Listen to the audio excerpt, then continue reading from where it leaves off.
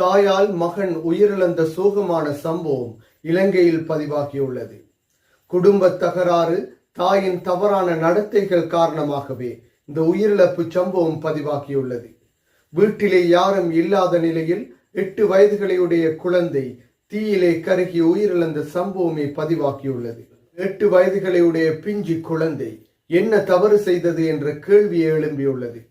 இந்த குழந்தையின் உயிரிழப்பிற்கு காரணமாக தாய் தந்தையே அமைந்துள்ளனர்.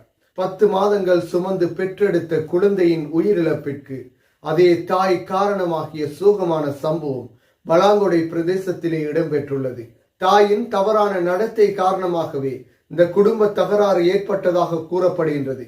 அதே போன்று இந்த சம்பவம் இடம்பெறுவதற்கு ஒரு நாள் முன்னர் தாய் வேறொரு நபருடன் வீட்டை விட்டு சென்றுள்ளதாக கூறப்படுகின்றது. அதன் பின்னர் தாயை தேடி தந்தையும் சென்ற நிலையில் வீட்டிலே தனியாக இந்த குழந்தை இருந்த நிலையிலே வீட்டிலே ஏற்பட்ட தீயிலே கருகி குறிப்பிட்ட குழந்தை உயிரிழந்ததாக கூறப்படுகின்றது. என்றாலும் இந்த வீட்டிற்கு தீ எவ்வாறு ஏற்பட்டது என்ற கேள்வியும் சந்தேகமும் ஏற்பட்டுள்ளது. இந்த தீ விபத்தாக ஏற்பட்டதா அல்லது இவர்களால் இந்த தீ மூட்டப்பட்டிருந்ததா என்ற கேள்வியையும் எழுப்பியுள்ளது. எனவே இந்த பிஞ்சு உயிரை கொள்வதற்கு அல்லது இந்த பிஞ்சு உயிரின் உயிரிழப்பிற்கு பெற்ற தாய் தந்தையை காரணமாகிய சோகமான சம்பவமே பதிவாகியிருந்தது.